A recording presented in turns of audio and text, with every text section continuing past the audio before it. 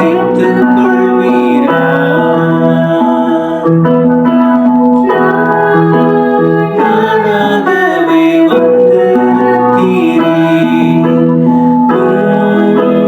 பிரசன்னத்தில் வந்து நிற்கிறேன். நீ இன்று என்னை ஏற்றுக்கொள்வீரா? ராஜ்யத்தில் சேர்த்துக் கொள்வீரா? யோசேப்பைப் போல் நான் ஒழுங்கில்லையே, நோவாவைப் போல் நீதிமானும் இல்லையே, ஆபிரகாமைப் போல் விசுவாசி இல்லையே, தானியேலைப் போல் உம்மை வேண்டவில்லையே. நானாக வந்து நிற்கிறேன்.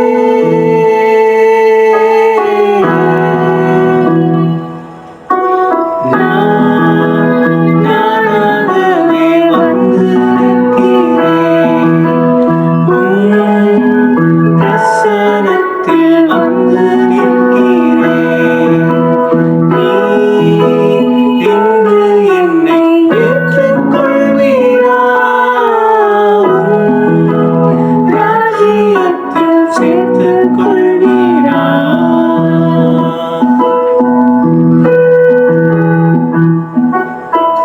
மாதாவைப் போல் உம்மை சேவிக்கலையே, மரியாளைப் போல் உம்மை நேசிக்கலையே, எஸ்தரைப் போல் எதையும் செய்யவில்லையே, எலிசபெத்தின் நற்குணங்கள் என்னில் இல்லையே.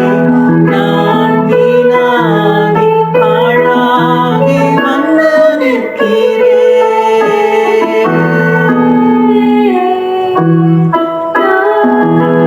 நானாகவே வந்து நிற்கிறேன், பிரசன்னத்தில் வந்து நிற்கிறேன். நீ இன்று என்னை ஏற்றுக்கொள்வீரா? ராஜ்யத்தில் சேர்த்துக் கொள்வீரா?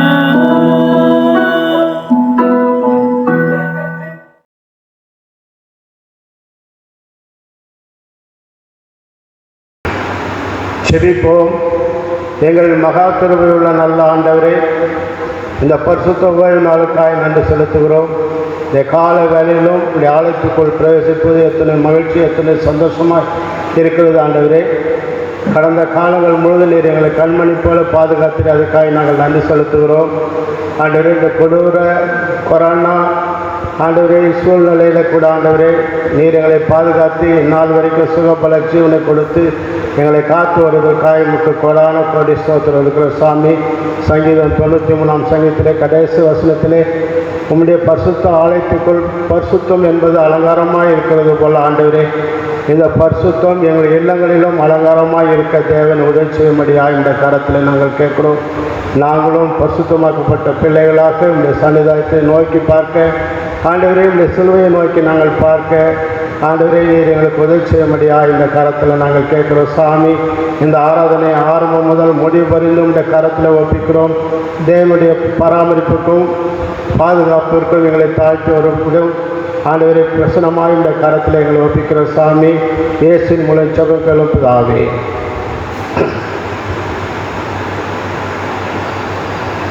இயேசு கிறிஸ்து இணைய நாமத்தினாலே உங்கள் அனைவரையும் வழிபாட்டுக்கு அழைக்கின்றோம்.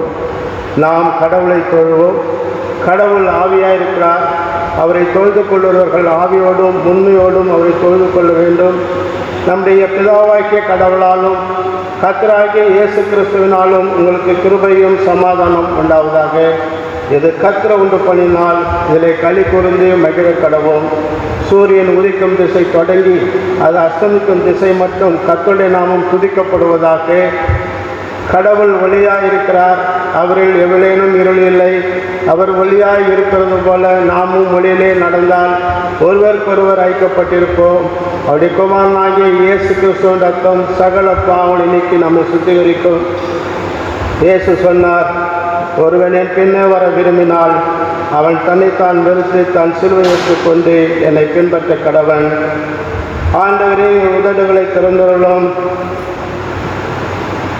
பிதாவுக்கும் குமாரனுக்கும் பசுத்தாவிக்கும் மகிமை உண்டாவதாக. ஆதிலும் இப்போதும் எப்போதும் சதாக்களிலும் மகிமை உண்டாவதாக. ஆமீன். திரியேக கடவுளை போற்றுதல். சேனைகளின் கடவுளாகிய கர்த்தரே, நீர் பசுத்தர் பசுத்தர் பசுத்தர், வானமும் பூமியுடைய மகிமையால் நிறைந்திருக்கின்றன. உன்னதத்திலே ஓசனா. ஆண்டவரே, செபங்களையும் ஆராதனை ஏற்றுக்கொண்டு எங்கள் மேல் கிருபையாயிரும். எங்கள் தந்தையாம் கடவுளே, முது வல்லமையாலும் ஞானத்தாலும் எல்லாவற்றையும் படைத்து முது குமாரனை ரட்சராக தரும்படி உலகத்தில் அன்பு கொண்டிரேமை போற்றுகிறோம். குமாரனாம் கடவுளே, பாவத்தை தவிர்த்து எல்லாவற்றிலும் எங்களைப் போல் மனிதனாக்கி எங்கள் பாவங்களுக்காக ஒப்பு கொடுக்கப்பட்டு எங்கள் நீதிக்காக உயிர் தேர்ந்தவரையுமே போற்றுகிறோம். பசுத்த ஆவியானவராகிய கடவுளே, எல்லா உண்மைக்குள்ளே எங்களை வழிநடத்தி கடவுளின் அன்பு எங்கள் நெஞ்சில் பொழிகிறவரையுமே போற்றுகிறோம். பிதா குமாரன் பசுத்தாவியாகிய கடவுளே, உமக்கு எக்காலமும் எல்லா புகழும் மகிமையும் உண்டாவதாக. ஆமென்.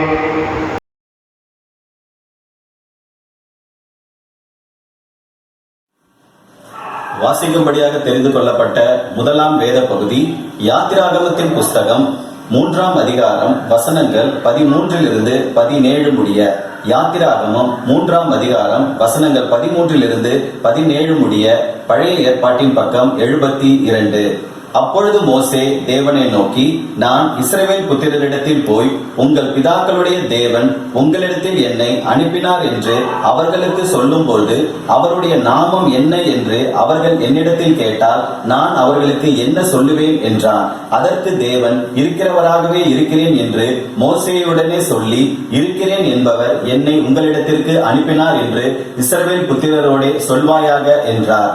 மேலும் தேவன் மோசேயை நோக்கி, ஆபிரகாமின் தேவனும் ஈசாக்கின் தேவனும் யாக்கோபின் தேவனுமாய் இருக்கிற உங்கள் பிதாக்களுடைய தேவனாகிய கர்த்தர் என்னை உங்களிடத்திற்கு அனுப்பினார் என்று நீ இஸ்ரவேல் புத்திரருக்கு சொல்வாயாக. என்றைக்கும் இதுவே என் நாமம், தலைமுறை தலைமுறை தோறும் இதுவே என் பேர் பிரஸ்தாபம்.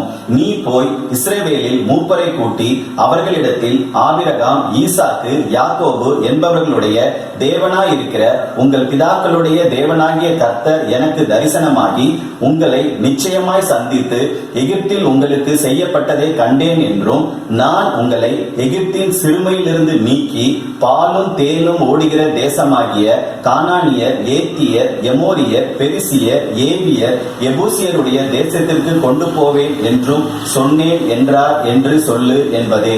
வாசிக்கும்படியாக தெரிந்து கொள்ளப்பட்ட முதலாம் திருமறை பகுதி வாசித்தாயிற்று. கிறிஸ்துவே உமக்கு ஸ்தோத்திரம் உண்டாவதாக. ஆமென்.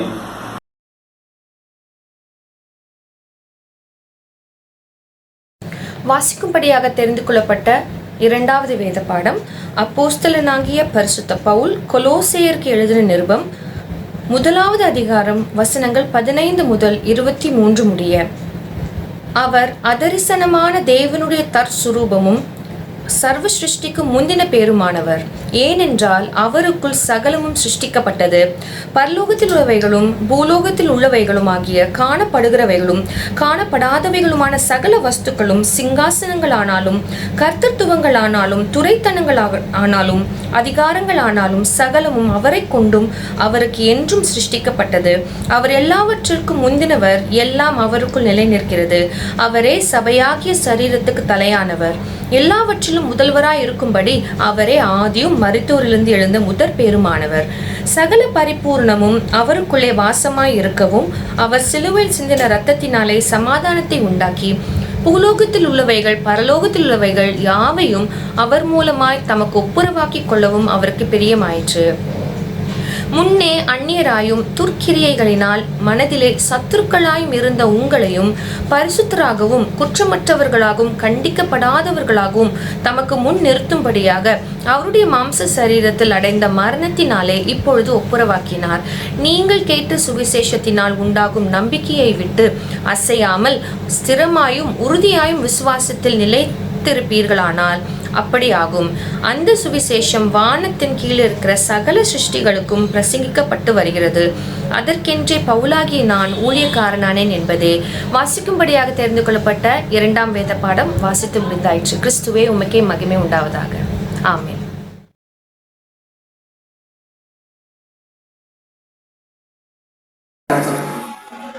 கர்த்தர் ராஜரீகம் பண்ணுகிறார், மகத்துவத்தை அணிந்து கொண்டிருக்கிறார். கர்த்தர் பராக்கிரமத்தை அணிந்து அவர் அதை கச்சையாக கட்டி கொண்டிருக்கிறார். ஆதலால் பூச்சக்கரம் அசையாதபடி நிலை பெற்றிருக்கிறது. உமது சிங்காசனம் பூர்வம் முதல் உறுதியானது. நீர் அனாதியாய் இருக்கிறீர். கர்த்தாவே, நதிகள் எழும்பின, நதிகள் இரைச்சலிட்டு எழும்பின, நதிகள் அலை திரண்டு எழும்பின. திரளான தண்ணீர்களின் இரைச்சலை பார்க்கிலும் சமுத்திரத்தின் வலிமையான அலைகளை பார்க்கிலும் கர்த்தர் உன்னதத்திலே வல்லமை உள்ளவர். உமது சாட்சிகள் மிகவும் உண்மை உள்ளவைகள்.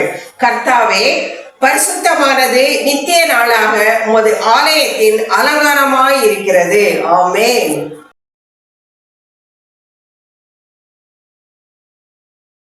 வாசிக்க வேண்டிய சுவிசேஷ வேத பாடம் பரிசுத்த யோவான் எழுதின சுவிசேஷம் 20ஆம் அதிகாரம் வசனங்கள் 24 முதல் 29 வரை. யோவான் 20:24 முதல். இயேசு வந்திருந்த போது 12 ஒருவனாகிய திதிமு எனப்பட்ட தோமா என்பவன் அவர்களுடனே கூட இருக்கவில்லை. மற்ற சீஷர்கள் கர்த்தரை கண்டோம் என்று அவனுடனே சொன்னார்கள்.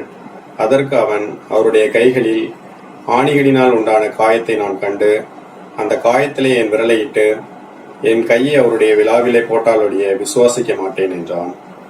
மறுபடியும் 8 நாளைக்கு பின்பு அவருடைய சீஷர்கள் வீட்டுக்குள்ளே இருந்தார்கள். தோமாவும் அவர்களுடனே கூட இருந்தான். கதவுகள் பூட்டப்பட்டிருந்தது. அப்பொழுது இயேசு வந்து நடுவே நின்று, உங்களுக்கு சமாதானம் என்றார். பின்பு அவர் தோமாவை நோக்கி, நீ உன் விரலை இங்கே நீட்டி என் கைகளை பார், உன் கையை நீட்டி என் விலாவிலே போடு, அவிசுவாசியாயிராமல் விசுவாசியாயிரு என்றார். தோமா அவருக்கு பிரதியுத்தரமாக, என் ஆண்டவரே, என் தேவனே என்றான். அதற்கு இயேசு, தோமாவே, நீ என்னை கண்டதினாலே விசுவாசித்தாய், காணாதிருந்து விசுவாசிக்கிறவர்கள் பாக்கியவான்கள் என்றார். வாசிக்கும்படியாக கொடுக்கப்பட்ட சுவிசேஷ வேதபாடம் வாசித்தாயிற்று. கிறிஸ்துவே உமக்கே மகிமை உண்டாவதாக. ஆமென்.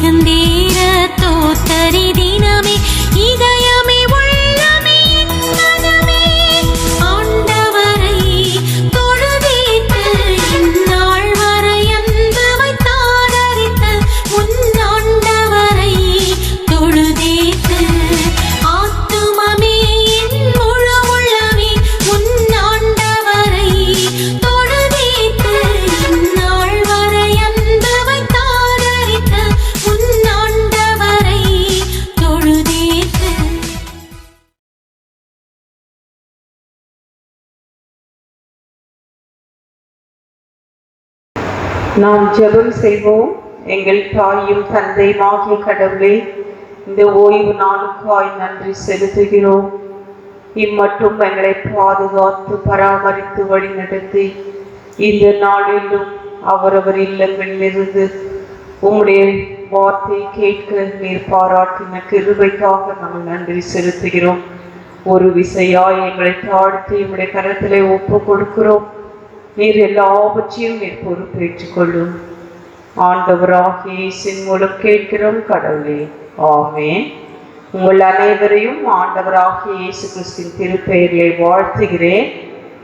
கடவுள் நமக்கு இந்த 2020ஆம் ஆண்டு தொடங்கி அநேக இடர்பாடுகள் மத்தியிலும் இந்த ஏப்ரல் மாதம் இந்த 19வது நாள் வரைக்கும் நம் ஒவ்வொருவரையும் பாதுகாத்து வழிநடத்தி அன்றன்றுள்ள அப்பத்தினால் நம்மை போஷித்து இம்மட்டும் அவருடைய செட்டைகளின் மரபில் நம்மை பாதுகாத்திருக்கிறார். ஆகவே நாம் அனைவரும் குடும்பமா இல்லங்களிலிருந்து நாம் அவருக்கு நன்றி செலுத்துவோம். முதலாவது ஆண்டவர் அருளிய சொல்லி முடியாத ஈவுகளிலே ஆண்டவர் நமக்கு இந்த வார்த்தைகளை கொடுத்திருக்கிறார்.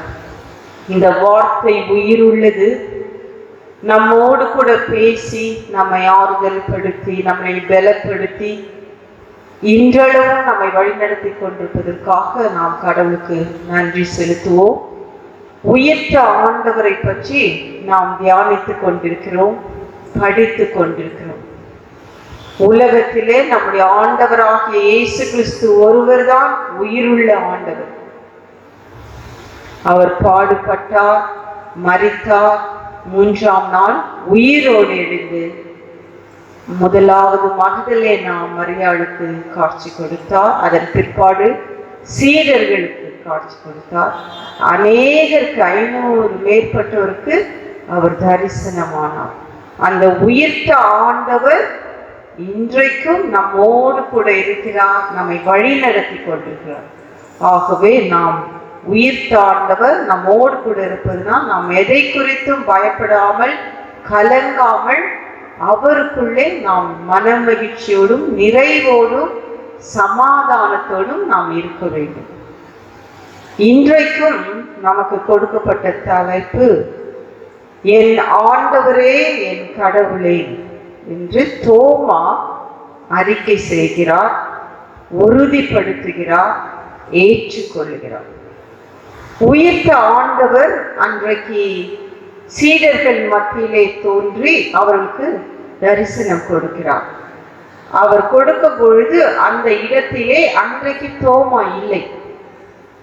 ஆனால் மீண்டுமாய் அவர் தோமாக்கு தரிசனம் கொடுக்கிறார். அப்பொழுதுதான் தோமா சொல்லுகிறார், நீரே என் ஆண்டவர் என் தேவன் என்று அறிக்கை செய்கிறார். இன்றைக்கு நாம் அனைவருமே நாம் அறிக்கை செய்ய கடமைப்பட்டிருக்கோம், நீரே என் ஆண்டவர் என் கடவுள் என்று.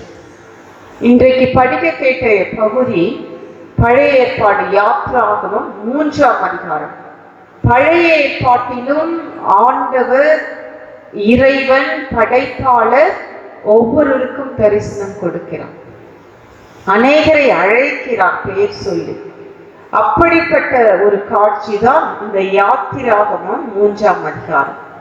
இதிலே மோசேயை அழைக்கிறார், மோசேயின் திருப்பணிக்காக ஆயத்தப்படுத்துகிறார். அன்றைய நாட்களிலே மோசே தன் மாமன்னராகிய எத்ரோவின் ஆடுகளை அந்த ஓரே பர்வதத்தின் அருகிலே மேய்த்து கொண்டிருக்கிறார். அது கடவுளின் பர்வதம். அந்த இடத்திலே ஆடுகளை மேய்த்து கொண்டிருக்கும் பொழுது அவர் ஒரு காட்சியை காண்கிறார். ஒரு முட்புதர் நெருப்பாக தீயாக எழும்பி எரிந்து கொண்டிருக்கிறது. அது எரிந்து கொண்டிருக்கிறது. ஆனால் அங்கே உள்ள அந்த முட்புதரோ செடியோ எரிந்து போகவும் இல்லை, கருகி போகவும் இல்லை. அதை காண்பதற்காக அவர் மிக நெருங்கி சென்று அங்கே காண்கிறார். அப்பொழுது அங்கே ஒரு அழைப்பின் சத்தம், மோசே மோசே என்று கடவுள் அழைக்கிறார்.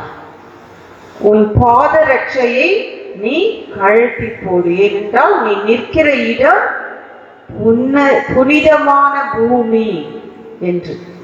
உடனே அவர் அந்த சத்தத்துக்கு கீழ்ப்படிந்து தன் பாதரட்சைகளை கழட்டி விட்டு அங்கே முழங்கால் படியிடுகிறார், தன்னை தாழ்த்துகிறார், கீழ்ப்படுகிறார் உடனடியாக. அப்பொழுது ஆண்டவர் மோசேயை அழைத்து, என்னுடைய இஸ்ரவேல் மக்கள் இந்த எகிப்திலே அடிமைதன வாழ்விலே அவர்கள் கூக்குரலிடுகிறார்கள், அந்த அடிமைதன வாழ்விலிருந்து மீட்டு அவர்களை பாலும் தேனும் ஓடுகிற கானான் தேசத்துக்கு நீ வழி நடத்த வேண்டும், அந்த பார்வோனிடத்திலே போ என்று சொல்லுகிறார். அப்பொழுது மோசே யோசிக்கிறார், நான் ஒன்றுமில்லாதவன், பேச தெரியாதவன், நான் எப்படி பார்வோனிடத்தில் போக முடியும் என்று. அப்பொழுது அங்கே ஆண்டவர் சொல்லுகிறார், நான் உன்னோடு கூட இருப்பேன், நீ போ. அப்பொழுது நான் இஸ்ரவேல் மக்களிடம், நான் யார் என்னை அனுப்பினார், அவர் பெயர் என்ன, நாமம் என்று நான் எதை சொல்லுவேன் என்று சொல்லும்போது அவர் மிக அழகாக சொல்லுகிறார், நான் இருக்கிறவராகவே இருக்கிறேன். ஒரு இறைவன், ஒரு படைப்பாளர் ஒரு சாதாரண மனிதனிடத்திலே தன்னை வெளிப்படுத்தி அவரோடு பேசுகிறார். எவ்வளவு அன்புள்ள இறைவன், கரிசனை உள்ள இறைவன், பரிவுள்ள இறைவனை நாம் தெய்வமாக கொண்டிருக்கிறோம். அன்றைக்கு மோசேயின் அழைப்பை, அவருடைய விசுவாசத்தை, அவருடைய நம்பிக்கையை பலப்படுத்துகிறார். நீ போ, நான் உன்னோடு கூட இருப்பேன், நான் இருக்கிறவராக இருக்கிறேன். இந்த வார்த்தை அவரை பலப்படுத்தியது, அவரை வழிநடத்தியது. அன்றைக்கு அவர் அந்த பார்வோனிடம் சென்று இஸ்ரவேல் மக்களை மீட்பதற்காக, இந்த அடிமைதன வாழ்வில் இருந்து அவர்களை விடுவிப்பதற்காக அவரிடம் தைரியமாக பேசுகிறார். ஏனென்றால் அவருக்குள்ளே மாறாத இறைவன், நேற்றும் இன்றும் என்றும் மாறாதவர் அவரோடு கூட இருக்கிறார் என்பது. அங்கே மிக அழகாக அந்த 3ஆம் அதிகாரத்திலே நீங்கள் இல்லங்களிலிருந்து படித்து பாருங்கள். அங்கே மிக அழகாக சொல்கிறார், மீண்டும் மீண்டும், நான் உங்கள் மூதாதையரின் கடவுள், ஆபிரகாமின் தேவன், ஈசாக்கின் தேவன், யாக்கோபின் தேவன், அவர்களோடு நான் இருந்தேன், அவர்களோடு உடன்படிக்கை செய்தேன், அவர்களோடு நான் பேசினேன், அவர்களை வழி நடத்தினேன். இன்றைக்கு மோசையோடும் நான் உன்னோடு கூட இருப்பேன் என்று. இன்றைக்கு நம்முடைய ஆண்டவர் பழைய ஏற்பாடிலே ஒவ்வொருவருக்கும் காட்சி கொடுக்கிறார். அவர் சர்வ வல்லமை உள்ள இறைவன். அவர் மோசைக்கு காட்சி கொடுக்கிறார், நீ போ, நீ போகிற இடத்திலெல்லாம் நான் உன்னோடு கூட இருப்பேன். ஆகவேதான் அன்றைக்கு மோசே அப்படிப்பட்ட வனாந்திரத்திலே பார்வோனை எதிர்த்து அந்த இஸ்ரவேல் கூட்ட மக்களை அவர் வழி நடத்துகிறார். செங்கடல் அவருக்கு முன்பாக இருக்கிறது, கசந்த மாறா இருக்கிறது, பார்வோனின் சேனைகள் இருக்கிறது. ஆனால் எல்லாவற்றின் மத்தியிலும் மாறாத இறைவனோடு, அவர் வாக்குத்தத்தம் பண்ண அந்த வார்த்தைகளோடு, அவர் அந்த கூட்ட மக்களோடு அவர் கடந்து போய் கொண்டிருக்கிறார். இன்றைக்கு நம்முடைய ஆண்டவர் நம்மோடு கூட இருக்கிறார். எப்படிப்பட்ட சூழலிலும் எப்படிப்பட்ட நிலைமையிலும் அவர் நமக்கு காட்சி கொடுக்கிறவராயிருக்கிறார். ஏனென்றால் நம்முடைய ஆண்டவர் உயிருள்ளவர். இன்றைக்கு உயிர்த்த ஆண்டவர் உலகம் அனைத்திலும் நம்மோடு கூட இருந்து கொண்டே இருக்கிறார், வழி நடத்தி கொண்டிருக்கிறார். ஒருவேளை பழைய ஏற்பாடில் அன்றைக்கு மூதாதையரின் கடவுளாய் இருந்தவர், மோசையோடு இருந்தவர், அன்றைக்கு மானிட மைந்தனாய் இந்த பூமியில் வந்தார். இயேசுவாய், கிறிஸ்துவாய், மேசியாவாக அவர் இந்த பாடுகளுக்கு உட்படுத்தி அந்த சிலுவை மரணத்தை ஏற்றுக்கொண்டார், மரித்தார், 3ஆம் நாள் உயிரோடு எழுந்தார். காலியான கல்லறை அவர் உயிரோடு எழுந்தவர். அன்றைக்கு முதலாவது மகதலேனா மரியாளுக்கு காட்சி கொடுக்கிறார். மரியாளே என்று அழைக்கிறார். ரபுனி, போதகரே என்று அவர்கள் அவருடைய குரலை கேட்டு மிகுந்த மன மகிழ்ச்சியோடு சென்று தன் சீடர்களுக்கு அறிவிக்கிறார். அதன் பிற்பாடு உயிர்த்த இயேசு பூட்டிய அறைக்குள்ள இருந்த சீடர்களுக்கு காட்சி கொடுக்கிறார். உங்களுக்கு சமாதானம். அன்றைக்கு சீடர்கள் அவர்களை காண்கிறார். அவருடைய கரத்தில் இருந்த ஆணைகளால் அடிக்கப்பட்ட காயத்தை, அவர் விழாவில் இருந்த காயத்தை காண்கிறார்கள். அந்த நேரத்திலே அங்கே தோமா இல்லை, அவர் வெளியே சென்றிருந்தார். மீண்டும் அவர் தோமா வரும்போது சீடர்கள் அவர்களிடத்திலே சொல்லுகிறார்கள், நாங்கள் உயிர்த்த இயேசு கிறிஸ்துவை நாங்கள் கண்டோம், உயிர்த்த இயேசு கிறிஸ்துவை நாங்கள் கண்டோம் என்று. அப்பொழுது அவருக்குள்ளே ஒரு கலக்கம். ஏனென்றால் அவர் ஒரு மரணத்தை பார்த்தார், கொடூர மரணம் சிலுவையில்.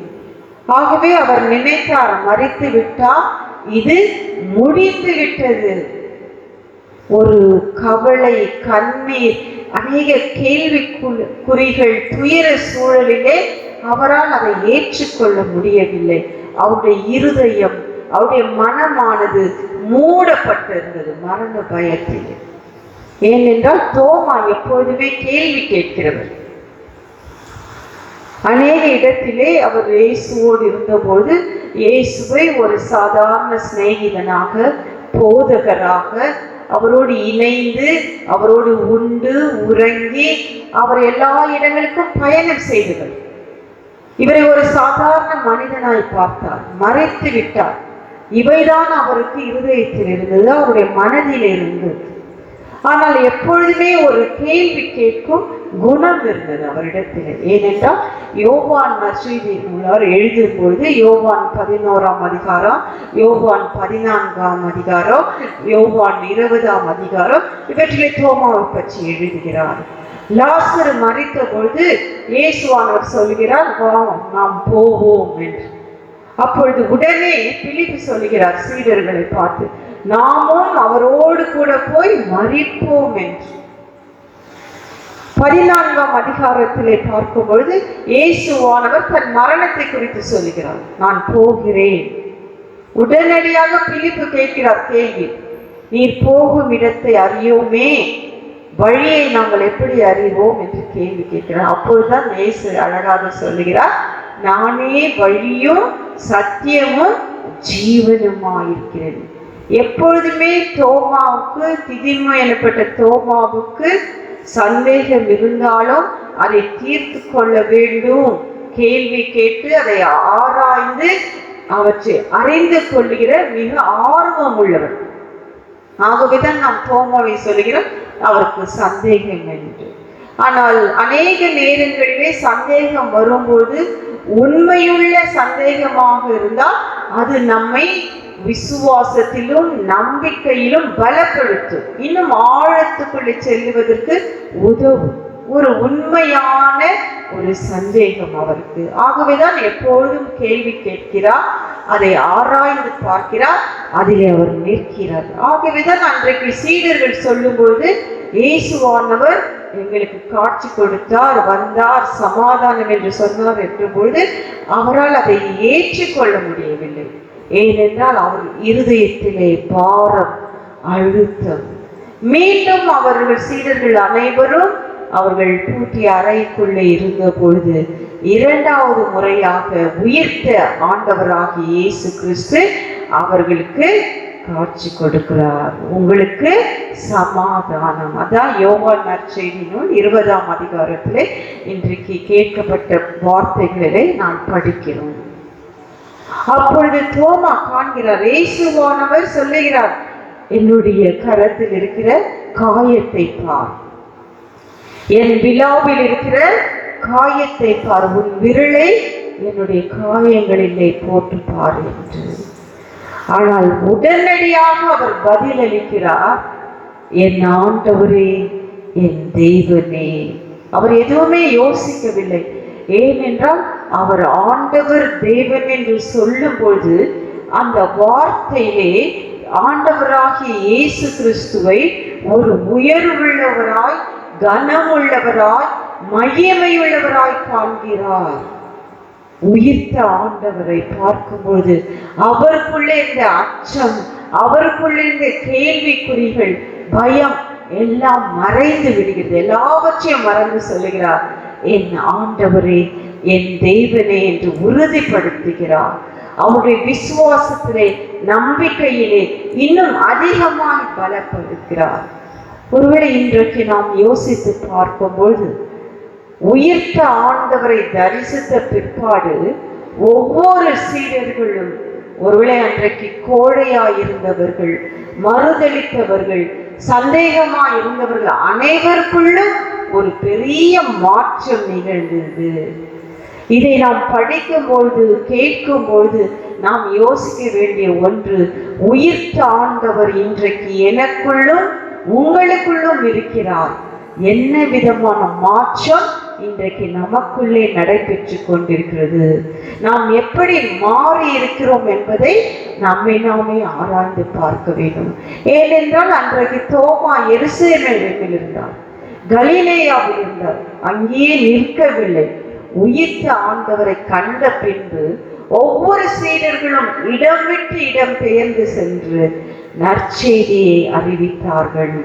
இவரே மெய்யான கிறிஸ்து, இவரே உயிர்த்த மெய்யான ஆண்டவராகிய இயேசு கிறிஸ்து, இவரே சர்வ வல்லமை உள்ளவர், இவரே ஒருவர் என்பதை எல்லா இடங்களுக்கும் சென்று அறிவித்தார்கள். ஆகவேதான் இன்றைக்கு உலகம் முழுவதும் உயிர்த்த ஆண்டவரின் திருச்சபைகள் இருக்கிறது. இந்த கிறிஸ்தவம் என்பது உலகம் முழுவதும் இருக்கிறது. இன்றைக்கு ஒருவேளை தோமா எங்கே என்று நாம் கேட்கும்போது நம்முடைய அருகிலே அவருடைய கல்லறை இருக்கிறது. இந்தியாவுக்கு வந்த சீடர்களில் முதன்மையானவர் தோமா. இன்றைக்கும் அவருடைய வரலாறு இருக்கிறது, அவர் கல்லறை இருக்கிறது. நாம் அங்கே போய் காணும்பொழுது அந்த இடத்துல எழுதப்பட்டிருக்கிறோம், என் ஆண்டவரே என் தேவனே என்ற வார்த்தை. இதைவிட பெரிய சாட்சி வேறொன்றும் இல்லை. ஒருவேளை இன்றைக்கு உயிர்த்த ஆண்டவரை இன்றைக்கு பெரிய பெரிய அரசியல்வாதிகளும், ஒருவேளை அன்றைக்கு ரோம ராஜ்யமும் மறைக்க பார்த்தது, அதை புதைக்க பார்த்தது, அதை மூடி வைக்க வேண்டும் என்று நினைத்தார்கள். ஆனால் இன்றளவும் 2020ஆம் நூற்றாண்டிலும் இந்த கிறிஸ்தவம், இந்த உயிர்த்த ஆண்டவர் பல்வேறு இன மொழி மக்கள் மத்தியிலே செயலாற்றி கொண்டிருக்கிறார். அவர் ஒருவரே ஆண்டவர். இதைதான் மிக அழகாக பவுல் கொலேசியருக்கு எழுதின அந்த முதல் நிருபத்திலே மிக அழகாக எழுதுகிறார். அந்த 15வது வசனத்திலிருந்து நீங்கள் இல்லத்திலிருந்து படிங்கள். ஏன் என் தேவனே என் ஆண்டவரை சொல்லுகிறார் என்றால், அந்த கிறிஸ்துவின் தன்மைகளை இந்த முதல் அதிகாரத்திலே 15வது வசனத்திலிருந்து எழுதுகிறார். கிறிஸ்துவின் மேன்மை என்ன என்பது, அவர் கண்ணுக்கு புலப்படாதவர், கடவுளின் சாயல், படைப்பனத்திலும் தலைப்பேறு, அனைத்து சிருஷ்டிக்கும் அவர் முதல் பேரானவர் என்பதை சொல்கிறார்.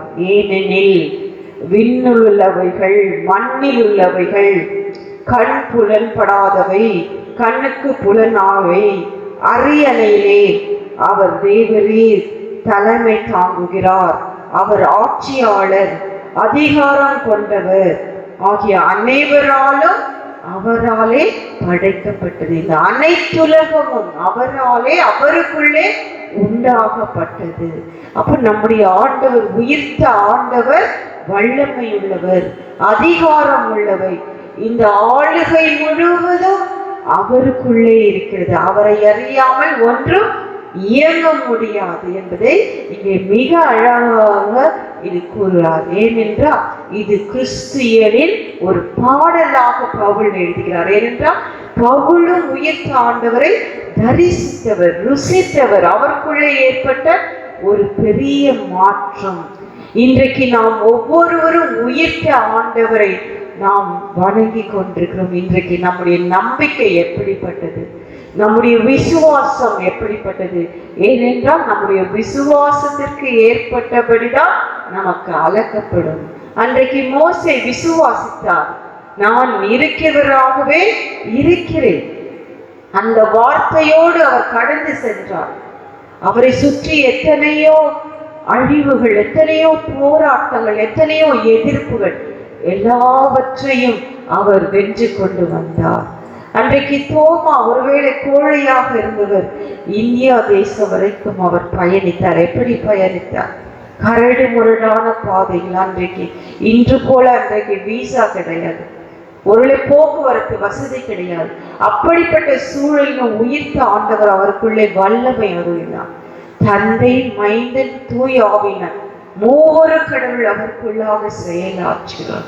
இன்றைக்கு நமக்குள்ளும் செயலாற்றுகிறார். ஒருவேளை இன்றைக்கு நாம் அனைவரும் இல்லங்களிலே சோர்வுடன் இருப்போம். இல்லை, நாம் திருச்சபைக்குள்ளே போக முடியவில்லை, ஒருவேளை என்னுடைய வேலை வாய்ப்பு இல்லை, ஒருவேளை இன்றைக்கு எனக்கு உணவு இல்லை, இன்றைக்கு எனக்கு பணம் இல்லை என்று சோர்வாய் இருக்கிற நமக்குள்ளே உயிர்த்த ஆண்டவர் இன்றைக்கு இருக்கிற இடங்களிலே நமக்கு காட்சி கொடுக்கிறார் இந்த வார்த்தை மூலமா. ஏனென்றால் நாம் மூதாதையின் கடவுள், ஆபிரகாமின் தேவன், ஈசாக்கின் தேவன், யாக்கோபின் தேவன் மோசையோடு இருந்து வழிநடத்தினது போல, தோமாவோடு இருந்து ஒரு பெரிய மாற்றத்தை கொண்டு வந்தது போல, இன்றைக்கு நம்முடைய வாழ்விலும் அதே ஆண்டவர் இருக்கிறவராக இருந்து நம்மை வழி நடத்துகிறார். ஒருவேளை இந்த கொரோனா வைரஸ்னால இன்றைக்கு உலகம் முழுவதும் அசைக்கப்பட்டிருக்குது, அநேக வல்லரசு நாடுகள் அசைக்கப்பட்டிருக்கிறது, பொருளாதாரம் வீழ்ச்சி அடைந்திருக்கிறது, இன்றைக்கு பலபலம் வீழ்ச்சி அடைந்திருக்கிறது.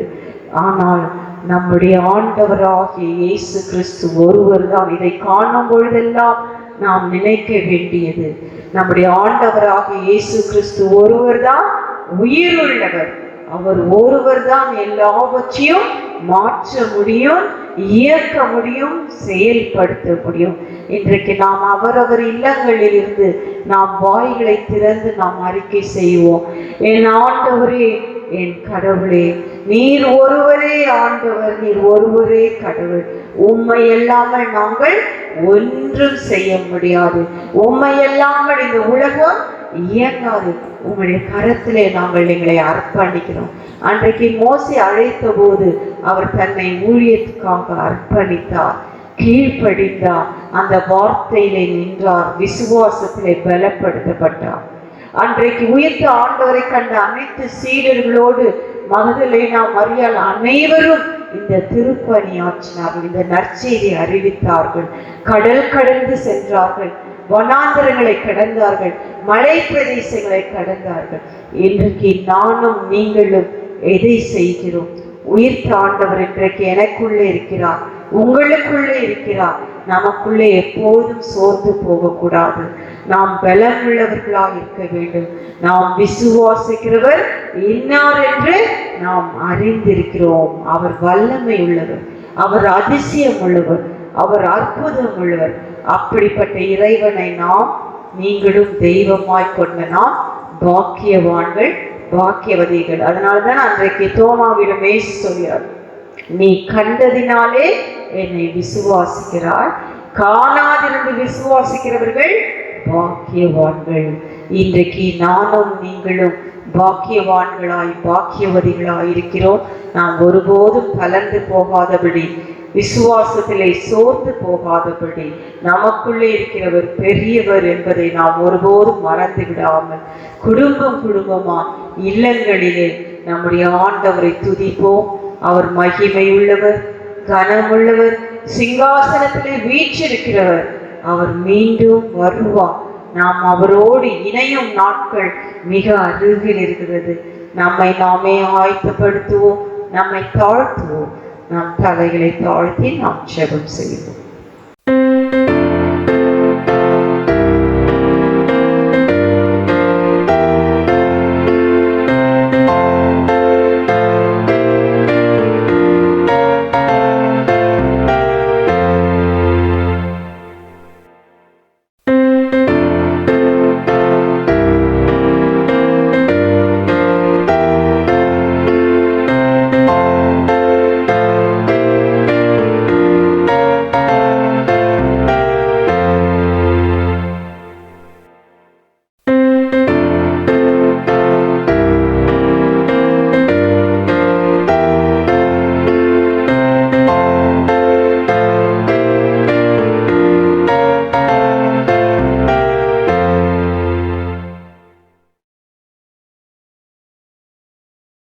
பிறந்த நாள் திருமண நாள் காண்கிற அனைவரையும் திருச்சபை சார்பாக வாழ்த்துகிறோம். நாம் ஜெபம் செய்வோம்.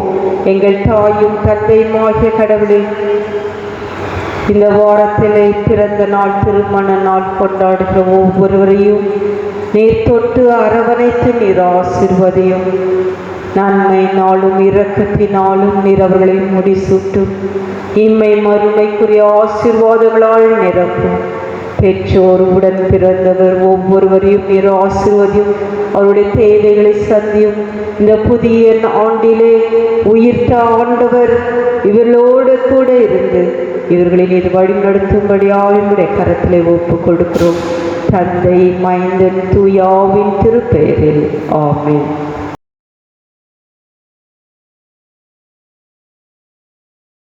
நாம் ஜெபம் செய்வோம். எங்கள் தாயும் தந்தையுமாகிய கடவுளே, இந்த ஓய்வு நாளுக்காய் நன்றி செலுத்துகிறோம்.